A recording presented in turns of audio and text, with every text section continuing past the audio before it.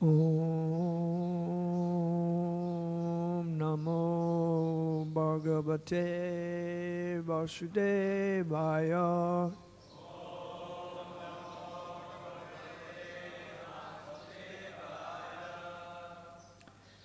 Om Namo Bhagavate Vasudevaya.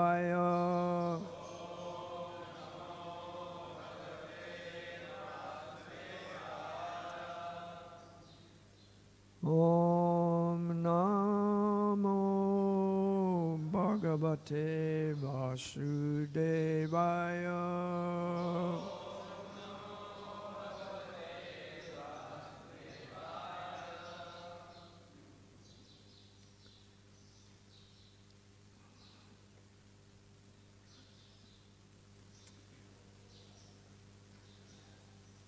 We're reading Canto 10, Chapter 64.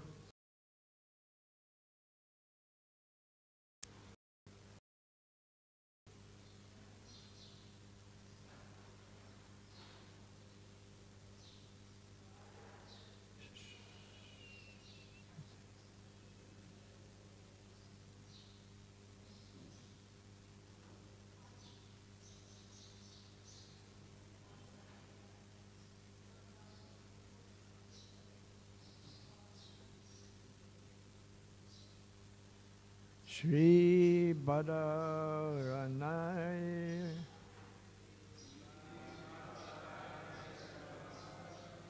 SriRadhaRasbihariTemple.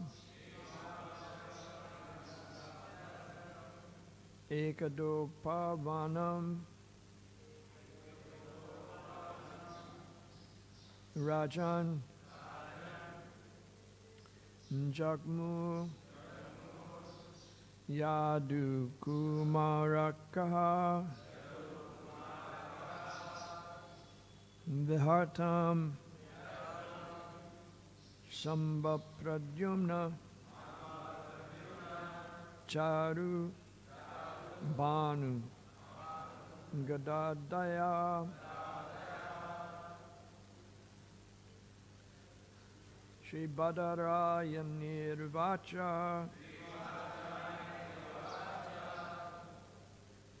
Ekado Pavanam Rajan Jagmuryadu Kumaraka Vihartum Sambapradyumna Charubanu Gadadaya Shri Badaraya Nirvacha Ekado Pavanam Rajan Jagmuryadu Kumaraka Vihartum Samba Paradyumna Charu Banu Gadadaya. Please chant.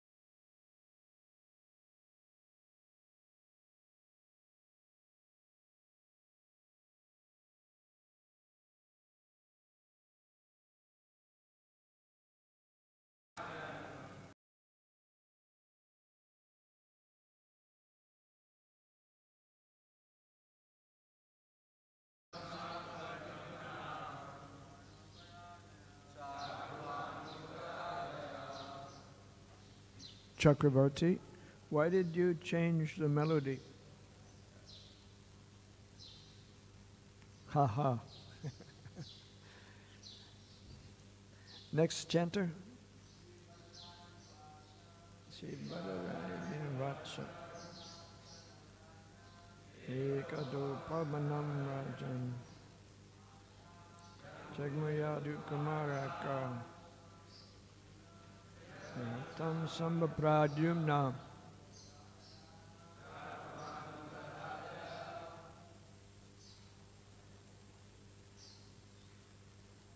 Someone else?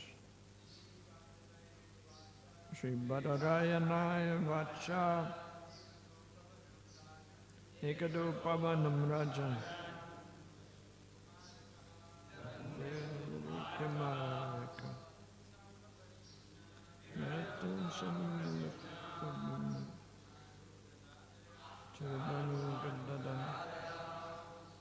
Ladies, Shibaraya Navacha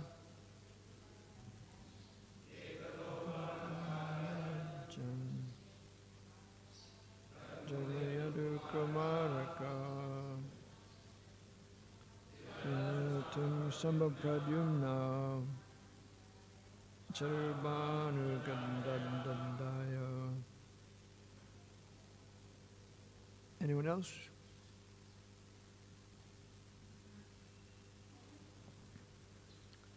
Sri Badarayana,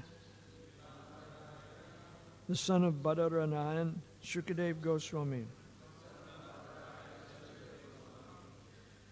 Uvacha said, Ekada, one day, Upavanam, to a small forest, Rajan, O King Parikit, Jagmu went, Yadu Kumarakaha, boys of the Yadu dynasty, Vihartum, to play, for a picnic.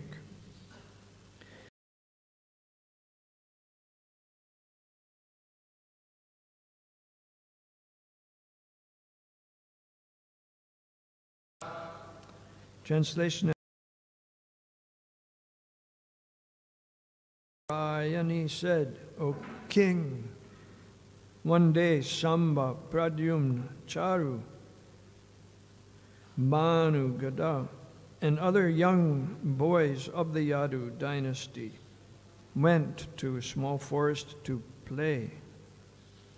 Srila Sridhar Swami states that the story of King Niga, narrated in this chapter, is meant to give sober instructions to all proud kings. Through this incident, Lord Krishna also gave serious lessons to the members of his own family who had become proud of their opulences. This doesn't mean that all the members of his family had become proud of their opulence. It means he gave serious lessons to those members of his own family who had become proud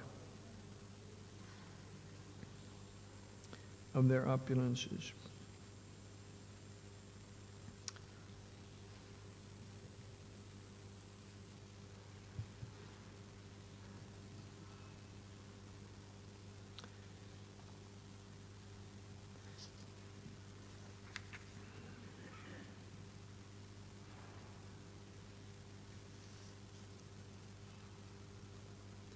This is mentioned at the end of the chapter in the concluding verses after Niga offers prayers to Krishna.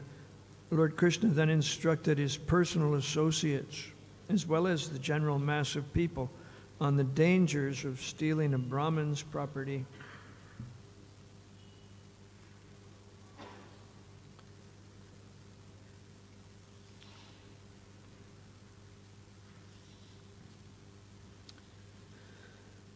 Om Agyana Timarandasya Gyananjana Shalakaya Chakshashunmilitam Jena Tasmai Sri Guruve Namaha Shri Chaitanya Manobhishtam Shrapitam Jena Bhutale Swayam Rupakadamayam Dadati Swapadantikam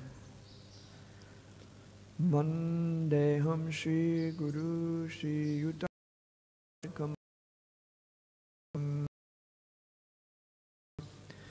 Shri Rupam Sagajatam Sahagana Raghunathan Vitam Tam Sajivam Sadvaitam Savadutam Parijana Sahitam Krishna Chaitanya Devam Shri Radha Krishna Padan Sahagana Lalita Shri Vishakan Vitamscha He Krishna Karuna Sindhu Dinabandhu Jagatpate Gopisha Gopi Kakanta Radha Kanta Namostute Tapta Kanchana Gaurange Radhe Vrindavanishvari Vishabhanu Sutta Devi Pranamami Haripriye Manchakopataru Vyascha Kripa Sindhu Bhyeva Chapatitanam Pavanebhyo Vaishnavibhyo Namo Namaha Sri Krishna Chaitanya Prabhu Nityananda Sri Advaita Gadadhar Sri Vasari Gaur Bhaktivinoda Hare Krishna Krishna Krishna Hare Hare Hare Rama Rama Rama Hare Hare Shri Badadayani Ruvacha Ekado Pavanam Rajan Jagmur Yadu Kumaraka Vihartum Sambha Pradyumna Charubhanu Gadadaya.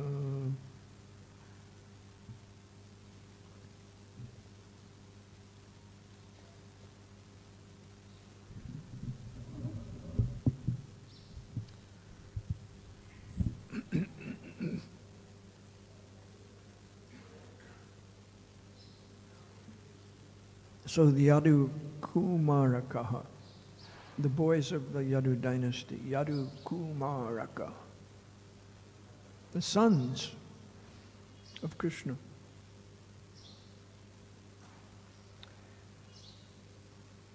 They're named, 5 of them are named, 5.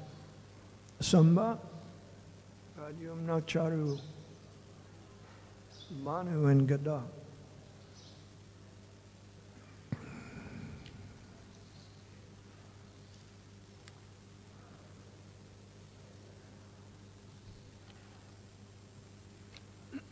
They're young.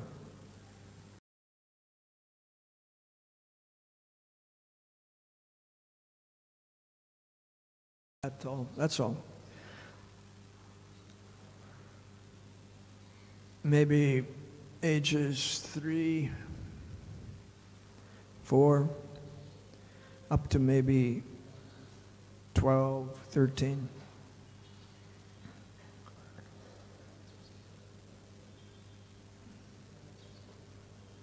And Pradyumna is the first son of Queen Rukmini. Pradyumna is mentioned in this list. Samba, Pradyumna. But Samba is mentioned before Pradyumna. Although Rukmini is considered by Krishna to be the most loving wife.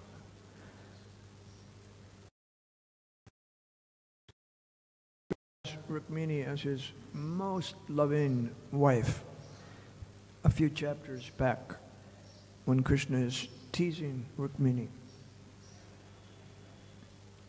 He says,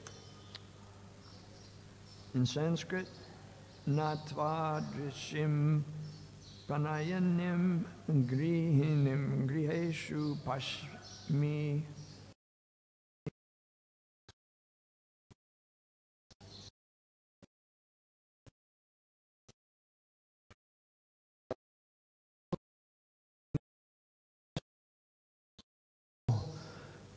Palaces. I can find no other wife as loving as you. And he addresses her, O most respectful one, Manini,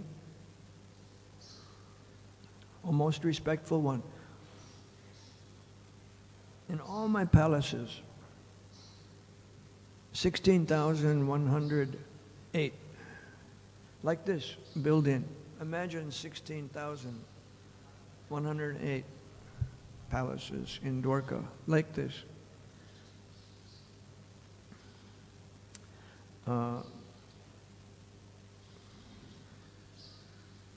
In Los Angeles, the deities are named Sri Rukmini, Dwarkadish. And that's the first temple in which I heard Srila Prabhupada give a class and saw Prabhupada for the first time.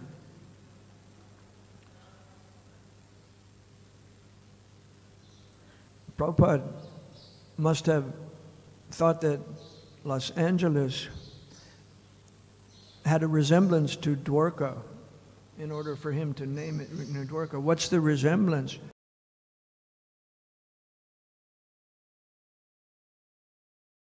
Los Angeles is in California, in the southern part of California, on the sea. And Dwarka, of course, is a little more north in India, on the sea. So New Dwarka.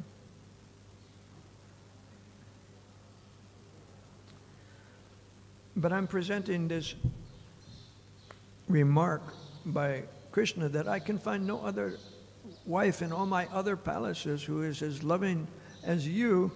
This means that Rukmini is in first place.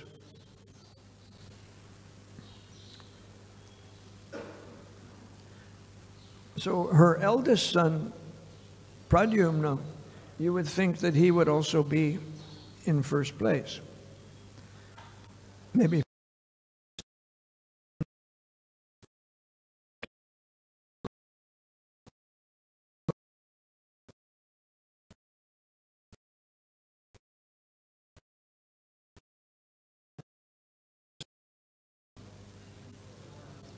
okay, Jambavati. In December, on December 15th, I was giving a class on the names of the princes. Shukadev Goswami named all 10 sons and each daughter of his 8 principal queens. So how many princes did he name? 80. And he just told King Parikshit the names of all these princes, one after the other. He knew them by heart.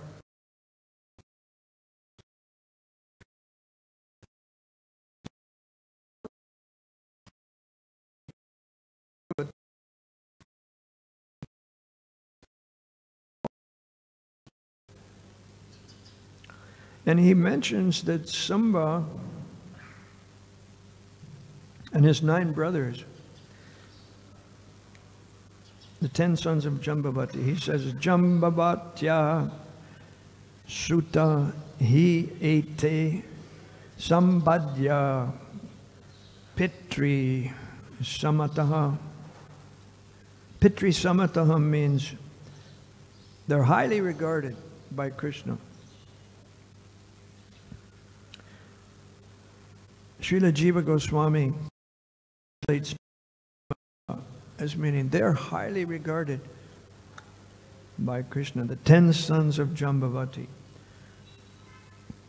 So in this edition of BBT edition of the Bhagavatam, Hridayananda and Gopi Pranadana translated it as they're the favorite sons of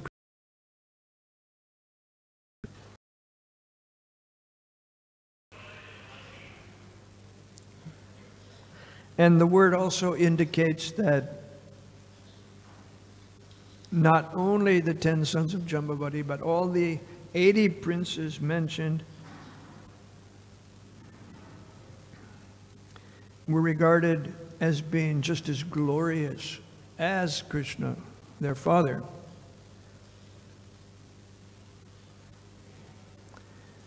So they're highly regarded.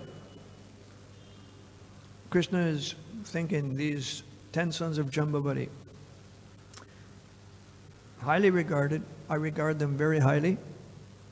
So Shukadeva Goswami puts importance on that. That was Krishna's preference.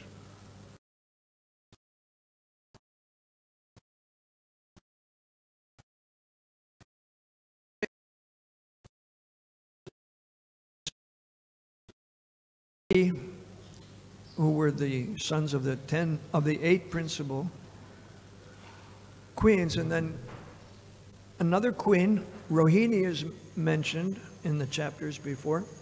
She represents all the other 16,100 queens, Rohini, and 2 of her sons are mentioned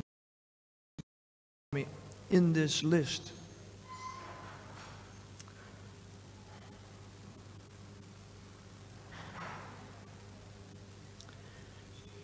And they indicate, these 2 sons of Rohini indicate all the other queens' sons. Many, many, many sons. From the mundane world, I can tell you that mundaners nowadays, when young adult men and women are talking about dating, they have a term, it's really gross. Body count. What is body count? None of you brahmacharis know, because you don't follow these things.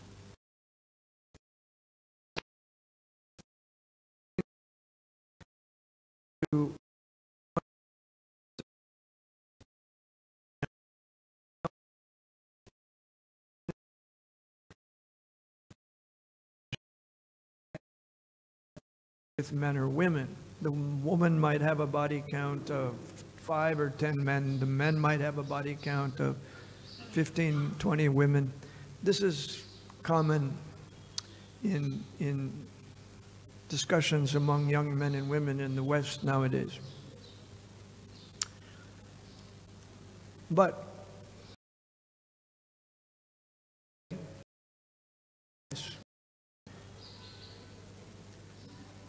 Lord Krishna, because he's the Supreme Personality of Godhead, he cannot be excelled by anyone. So his body count is much higher.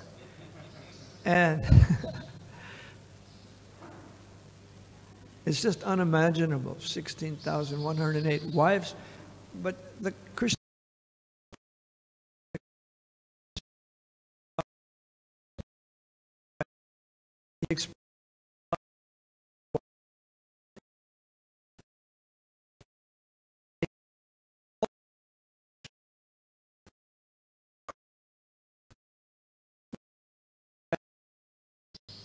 Krishna's engagement in loving sexual affairs with his wives. And he makes the point that Krishna only had sexual relations for the purpose of having children. This stresses the point that lies under the principle, no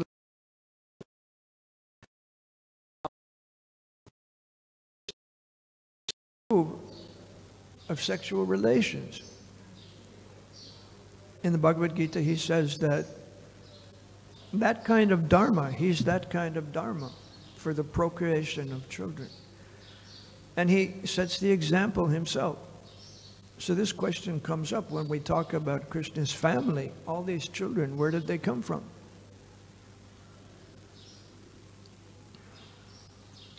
It's an important point because people misunderstand Krishna's loving affairs.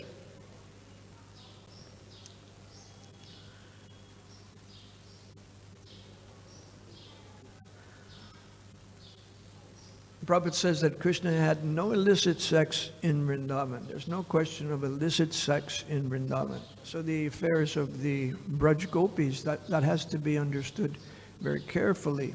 We might mistake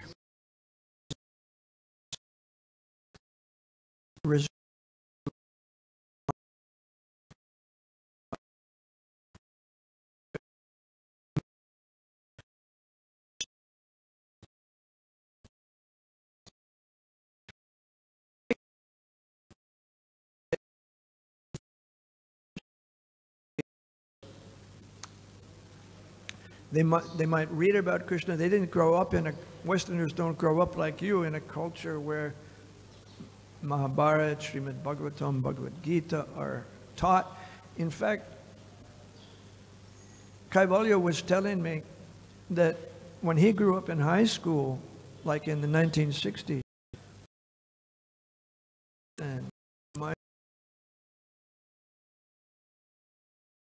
and the high school children, they were all familiar with these books because they were studying them in schools. But then the government stopped that education at some point in the name of secular state. But he said, Kaivalya said, why should they stop it? They could make it optional. They could say, okay, we're going to teach these subjects, but you don't have to attend. But if you want to attend, it's all right. His own son went to a Christian school in America, and the Christian administration of the school, they didn't make the Bible classes or the religion classes mandatory. You could choose. Okay, you can go or you cannot go. Even Prabhupada, he was taught the Bible in college because it was a Scottish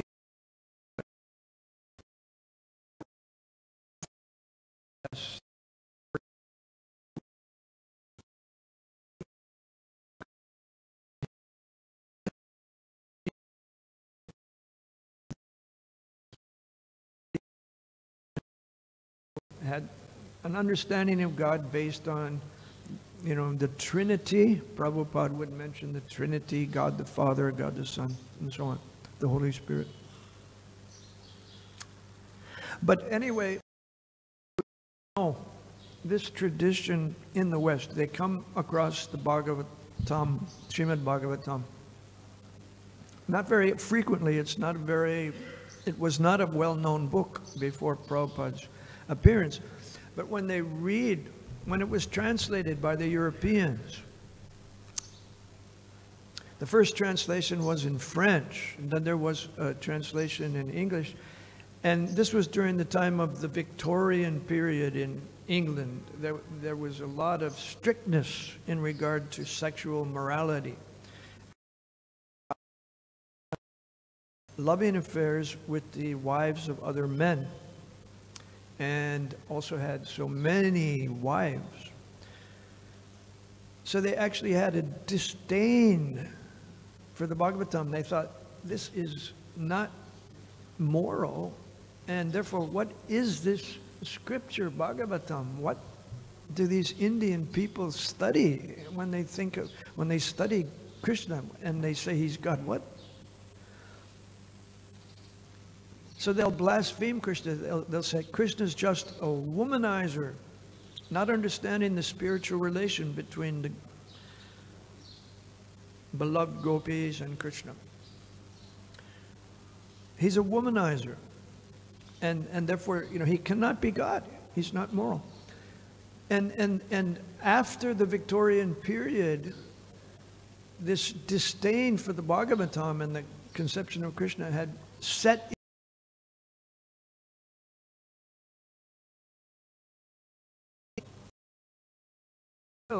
Srila Prabhupada's disciple, Advaita, translated it about the year 2000. So for like 100 years, the Bhagavatam was ignored. But one of Prabhupada's disciples was asked by the big book company, Penguin Books. Penguin is well known book publisher. They wanted a translation of the Bhagavatam, and they approached Advaita. He's a professor in New York, and they asked him, you translate the 10th canto for us. So in his introduction, he mentions many of these details that I'm telling you.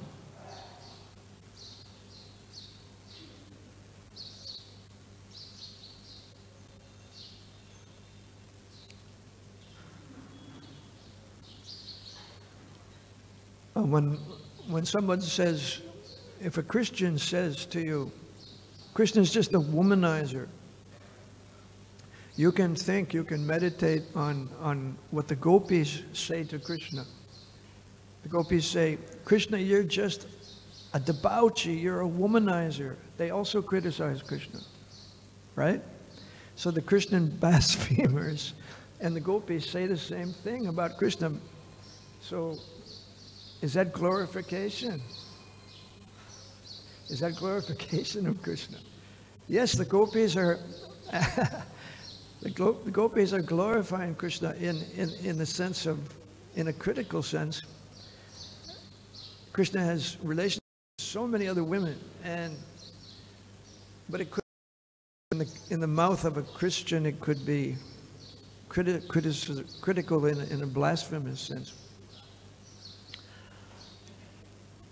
I mentioned that the first translation of the Bhagavatam into a European language was French, you know, and Srila Prabhupada knew that the French women were famous for their beauty.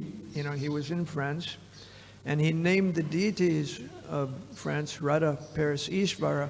He said that Krishna has come to Paris and he has found the most beautiful woman, Radharani. And one time, I think it was 75, 76, Prabhupada came on a trip from Europe to America, and he was in Dallas. I was visiting Dallas along with some other devotees. And in the garden one evening, he mentioned that while he was in Paris, he saw a book, some publisher had printed this French translation of the Bhagavatam. So they put a picture on the cover, and Prabhupada was very upset with the picture.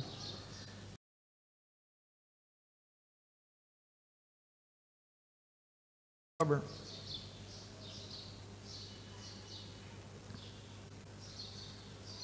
So they think this is mundane.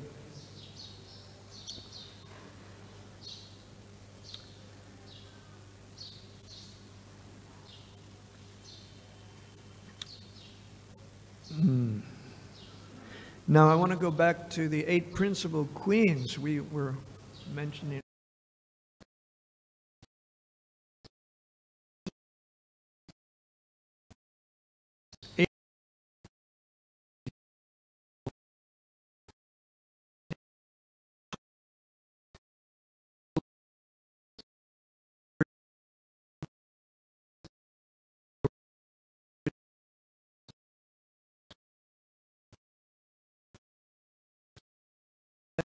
We can name. Any volunteers want to participate and name the queens? We'll count them one after another. Rukmini, Satyabhama, Jambavati, Bhadra,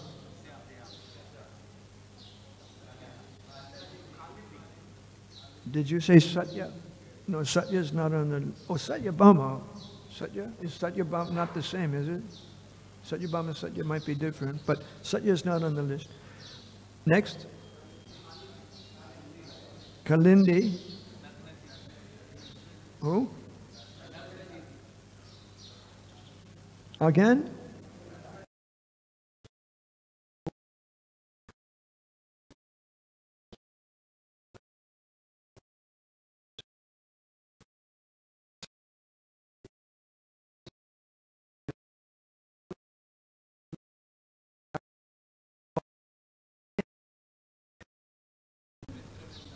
Mitravinda,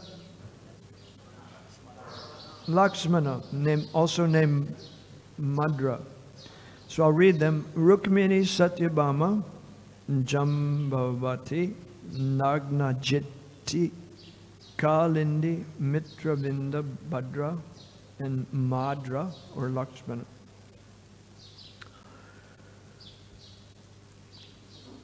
So this is similar to Lord Chaitanya. He would recite the names of the 8 gopis of Krishna. And when he did that, he was a school teacher. He was saying the names in front of his students, and they said, "What are you doing chanting the names of the gopis? Why don't you chant the name of Vishnu?" And Lord Chaitanya felt bad that they said that. He was in the mood of appreciating the gopis.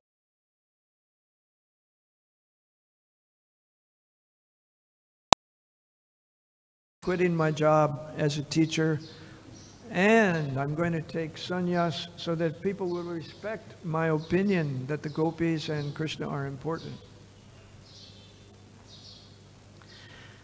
So also the queens are important, and therefore Shukadeva Goswami has discussed the queens. I can name the 8 gopis. In Mayapur, I learned their names so that I would not just see them impersonally. There's Krishna, Radha Madhava with the 8 gopis, impersonal. I don't want to know the names. No, I want to know the names. So I memorized the names. You know, there's Vishaka and Lalita. So with Vishaka are Induleka, Ranga, and Sudevi, and with Lalita are Chitra, Champakalata, and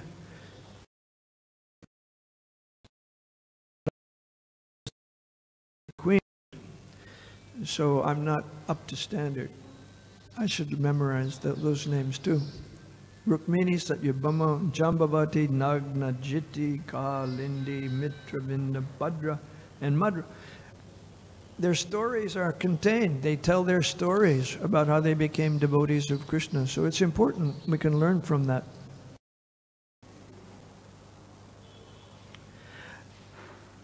Anyway, there's something very charming about these Yadu Kumaraka. These boys, they go out to play and they discover, after they're playing, they discover they're thirsty, and they discover a well where they can drink water. They think they can drink water there, but what's in the well? A big lizard. And they can see this lizard is trapped. It can't get out of the well. The well is deep. So the boys are very nice.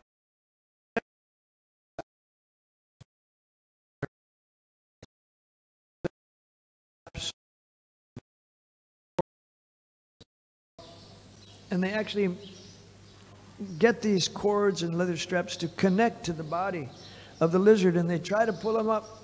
Let's get him out. But they can't. They can't do it. But they really want to. They're really sincere. They want to help the lizard.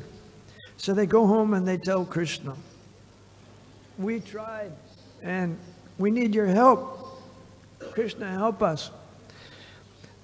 But now consider a question. This isn't in the purports. This is just my mundane question. Which Krishna did they go to? Did they go to Krishna who's in the home of Rukmini's palace, or Krishna in the home of Jambavati's palace, in the home of Krishna? All the sons of those queens are mentioned. Also, by the way, in this list, we have Pradyumna. You know, he's the first son of Rukmini. Sambha's the first son of Jambavati. Charu is the 10th and youngest son of Rukmini.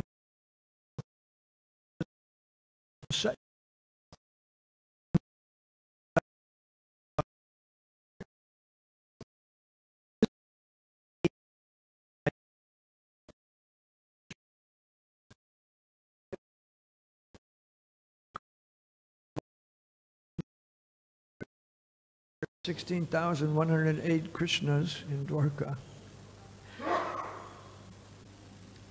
So Krishna went with them back to the place in the forest. And he used his left hand, it says, and he touched the lizard, and just with his left hand he was able to lift the lizard out of the well. And the touch of Krishna,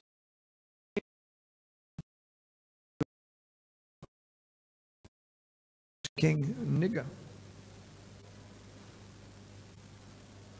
And then later in the chapter, the king is going to tell Krishna that he accepted from Yamaraj that he would suffer the reactions to his sinful actions before he enjoyed the benefits of his piety.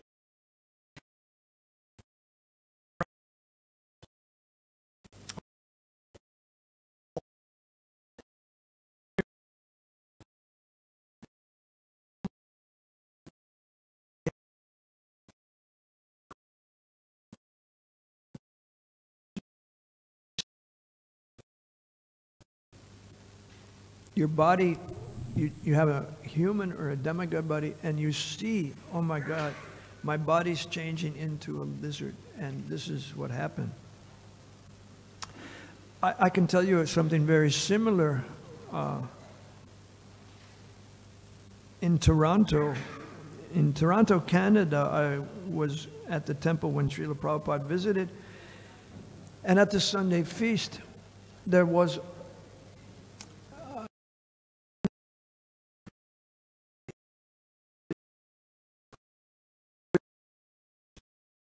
the Sunday feast. They were prosperous. They were doing pretty well. And he said to them, now you have come to the West and you've got more income. Your salary is quite good compared to India. So you have nice apartments. You have. You forget Krishna. Then in your next life, you'll become a cockroach in your car.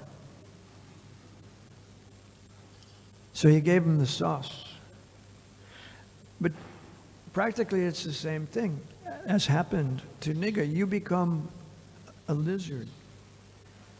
And this might remind someone, in someone who is well-read in European literature, might be reminded of a novel by a writer named Franz Kafka, which was published in 1915. He wrote a novel called The Metamorphosis. Metamorphosis means the change. The story.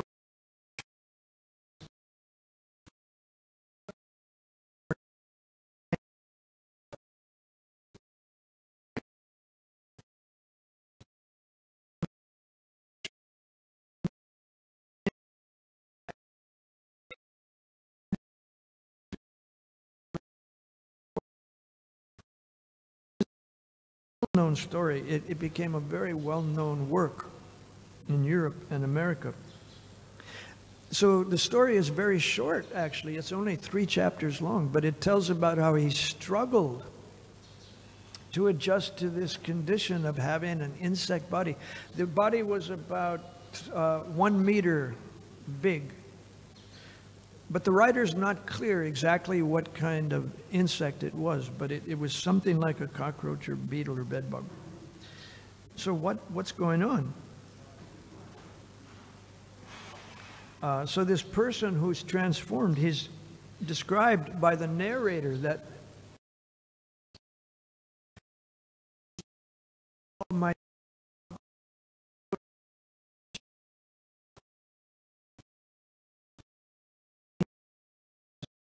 my job is full of temporary and constantly changing human relationships which never come from the heart. He's a cloth merchant, and he travels and he sells cloth. And so he's dealing constantly with different human relationships, but he says none of these ever come from the heart. So the writer's writing something about how this condition of there's no heartfelt relationships. It affected this salesman. He became like an idea.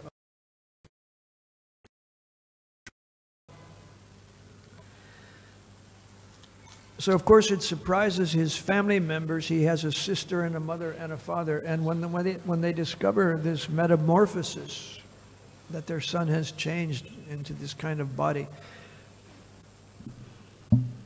it pretty much throws the family into a lot of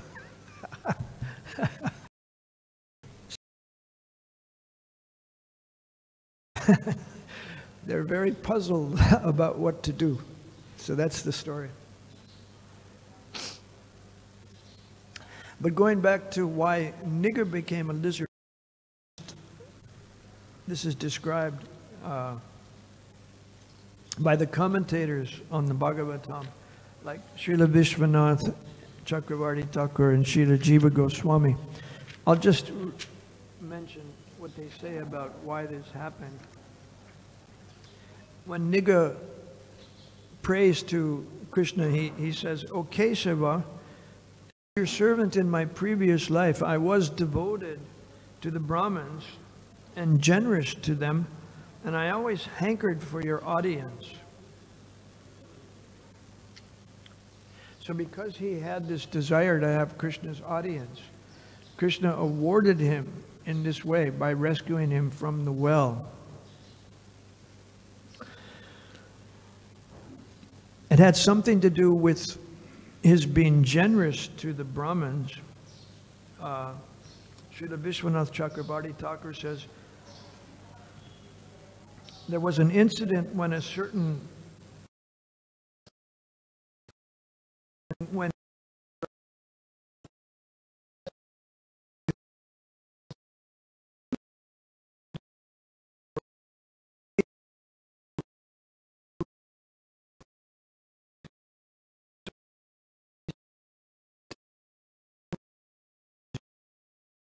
scriptures like the Gita and the Bhagavatam in the temple, I need these books copied. So King Nigga supplied in charity the money for the temple and the scriptures. And the devotee was so satisfied that he blessed the king, "My dear king, may you have the audience of the Supreme Lord." So that's how this came about. But actually Nigga, he didn't fully appreciate pure devotional service to Krishna. That was not the goal of his life. So he describes himself when he presents himself to Krishna. He said, "I also had qualities that obstructed my advancement. I didn't fully invest in bhakti. I was more like on the platform of karma mishra bhakti. I just wanted to do my work and offer the results to you. And I was affected by qualities in the mode of ignorance, like I would become angry and so on." So he wasn't a pure devotee. Okay, I'll stop there. Please tell me the time. 8:50. 56.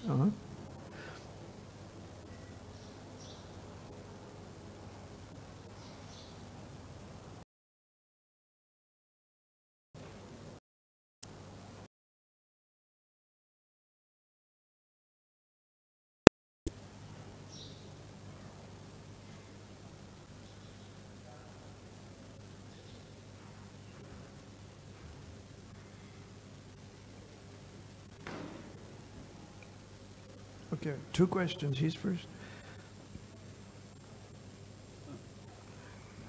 Thank you very much, Prabhuji.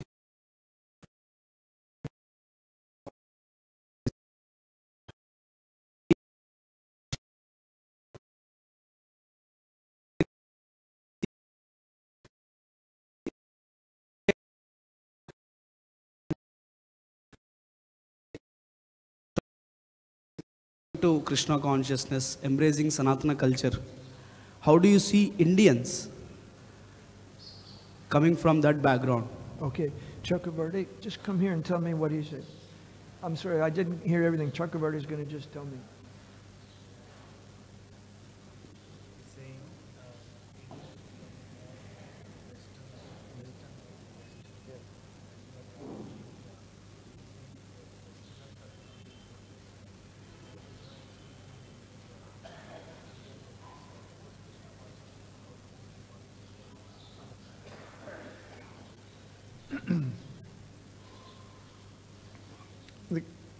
The question has to do with the progress of the people in India.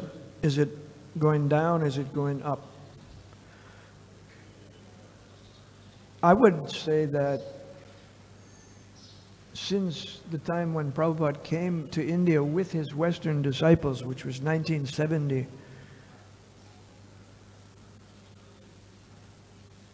and Prabhupada had to start temples, which he did very successfully, but there were, not so many temples in the beginning, and now there are so many. So Krishna consciousness has revived. ISKCON is leading this revival. And as a Westerner coming to Mumbai or Vrindavan and seeing how packed the temple is throughout the day, people just pack the temple. And they want, my godbrother, the other day, he was saying so nicely that Krishna is so merciful that he inspires so many people to come to the temple. It's always filling up with people. They want to see Krishna. This is Krishna's mercy on everyone. So in New York, it would be very nice if the New York temple, big city, nice if filling up all day with visitors like it is here. But it's not like that in New York, because people don't grow up. Their families and parents and grandparents, they haven't taught them. Even you see here, the parents and grandparents are bringing their kids. The kids are just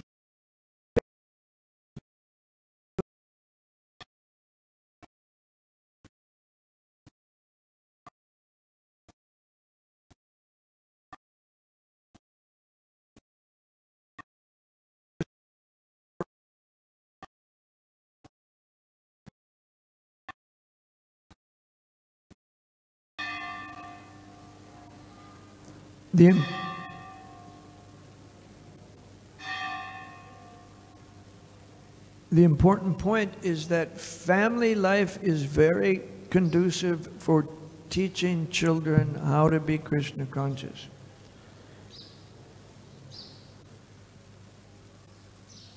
We shouldn't be against family life. Family life is very helpful to children, to have parents and grandparents and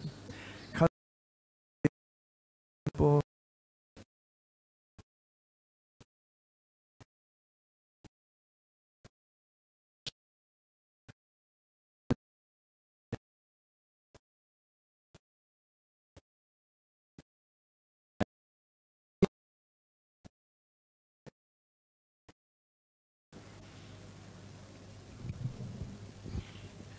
Hare Krishna, thank you for the wonderful class.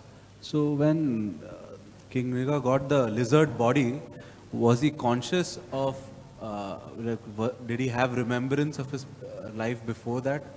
And was he meditating on Krishna, or what was the condition that he was in before he met Krishna? That's the impression I got, that he could remember to some extent, maybe not constantly, but he had some idea. That's the impression I got by looking at that chapter last night. Okay?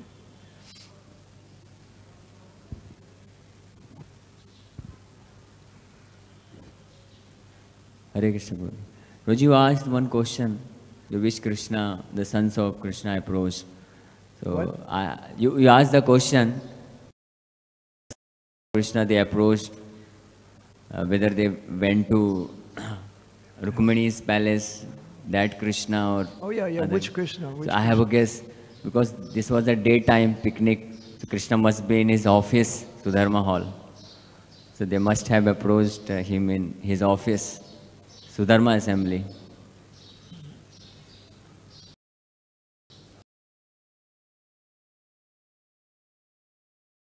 He is asking, in Los Angeles...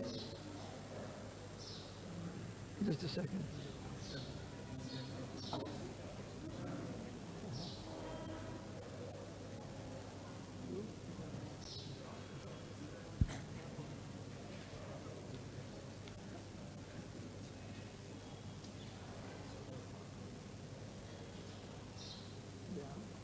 He's gone to the office.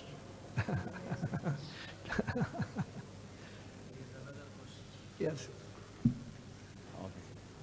I have one question. So in Los Angeles, Rukmini Dwarkadhi's deities are there. So, but we see devotees, they decorate pagadi also and then flutes. So why is it so? Means in Vrindavan, Krishna keeps flute and wears pagadi, but Dwarkadhis also. Mm-hmm.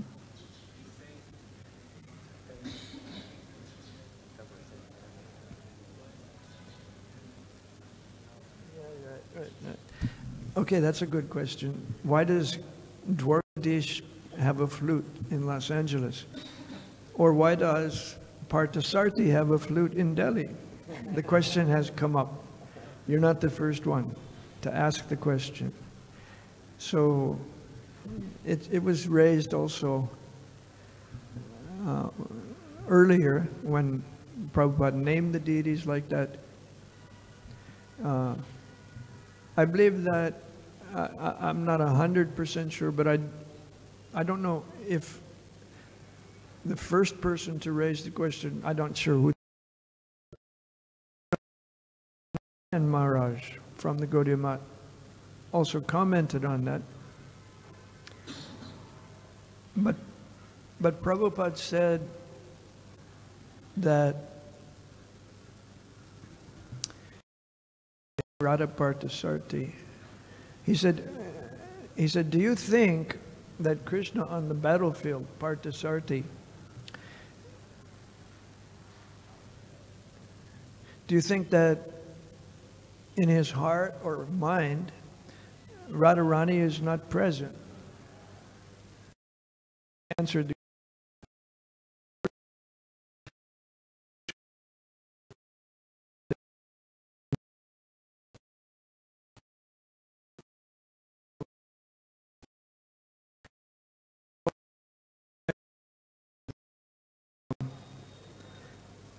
when Krishna's in Vrindavan, he stays there. He doesn't leave, according to the acharyas.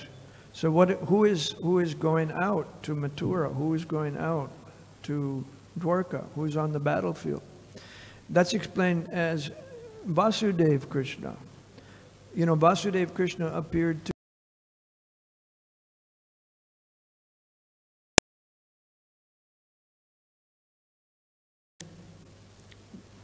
four-armed. He appeared in a four-armed, childlike form to convince them that he was the personality of Godhead. And then they said, no, don't manifest these four arms because Kamsa will come and kill you. And he turned into a two-armed, manifested two arms. So Vasudeva wasn't carried to Vrindavan. Krishna was carried to Vrindavan. But when Krishna comes out of Vrindavan, then the Vasudeva form is the form that kills the demons and fights battles and so on, and reestablishes religious principles and so on. That's how the acharyas explain it.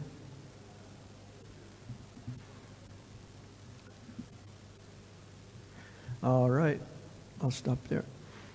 No, I won't stop.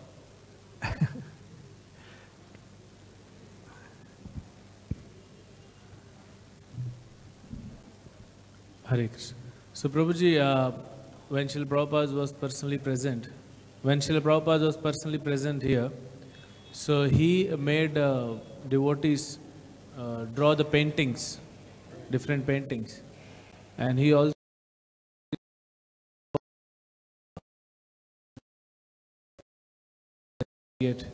and Arjuna sitting behind. So there Krishna has peacock feather on his head. Today? Krishna has peacock feather. Has a peacock feather. Yeah, which is On Vrindavan. the cover of Bhagavad-gita. Uh-huh.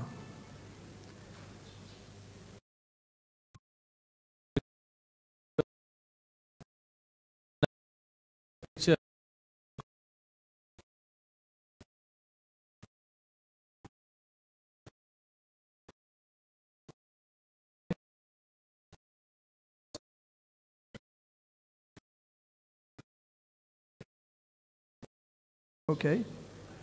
So these were all painted at Prabhupada times. Yeah. Well, of course, it's possible that Srila Prabhupada didn't review every detail. Maybe he, maybe that detail he didn't review. It's possible.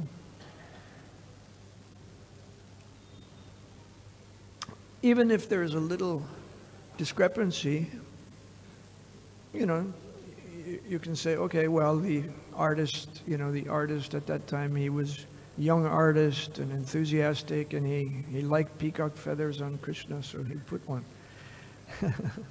Or Nisringadev, The bhakti principle is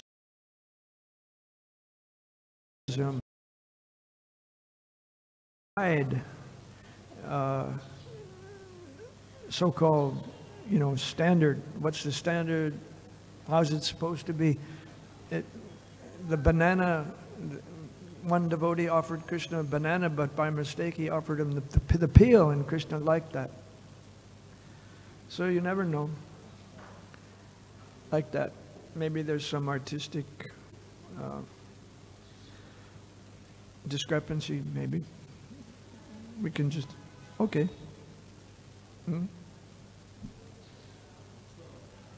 Regarding the decoration of the deities, as the question was asked regarding the decoration about Radha Parsarthi or Rukmani Dwarkadhish, so we see in almost all the ISKCON temples, sometimes Krishna is wearing a turban, sometimes he is wearing this metal mukut. Crown. Yeah, or a crown. Okay. So Krishna in Vrindavan didn't use the crown. He doesn't use the crown there. But we see the devotees use the crown. And also I've heard that Srila Prabhupada told that we worship the deities in ISKCON as opulent Krishna, like Krishna in Vrindavan. We don't dress very simple. Prabhupada told in Bombay only that we should worship very opulently Krishna. So that also can be the reason. Mukunda Datta from Vrindavan, the head pujari from Vrindavan, he was here just recently. In the past, 10 years ago, 5 years ago, I had a talk with him once, and a picture.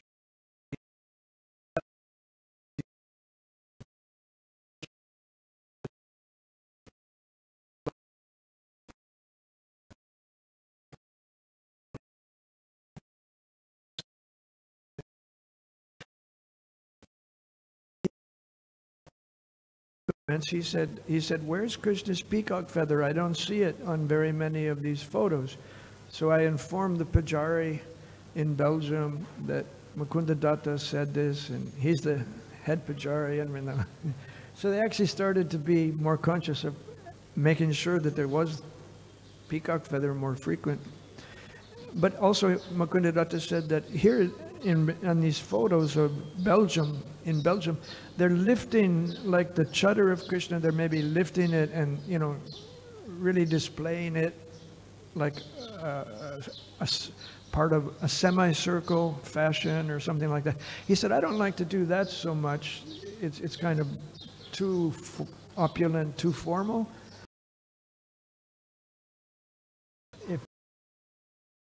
With his chadar, more like Vrindavan, more natural dress. So according to the Pujari's preferences, you'll get variations, based upon how they understand deity service, how they're taught deity service, how they're inspired by Prabhupada's instructions. This is the last question.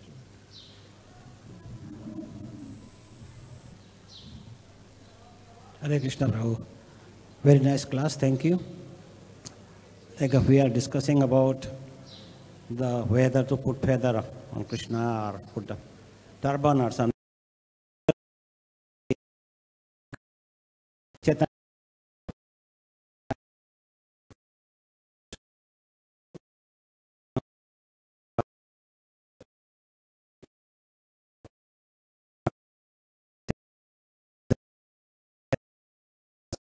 he came as the devotee, you know, and the sannyasi, and it's not proper. So he says that Krishna came as Radharani, so we should not put the Tulsi flower, Tulsi leaves on his feet.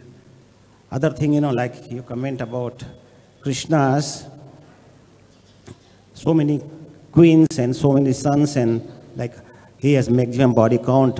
So I heard a class long time ago about one time Radharani was discussing among her friends and all the other gopis that who is the greatest brahmachari. And one gopi said, brahmachari.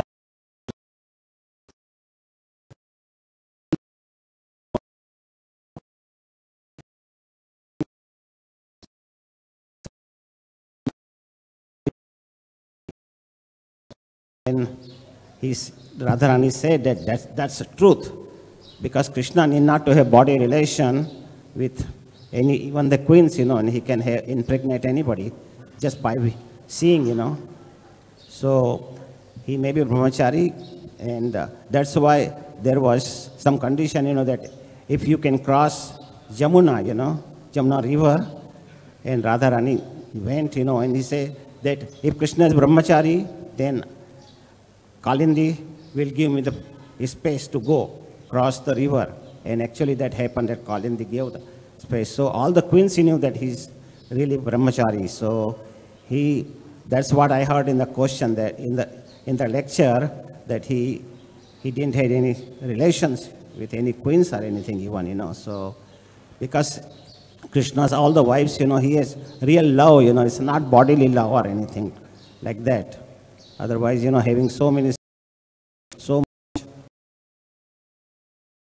with all the queens and everybody, it will be very hard. So what do you think about that?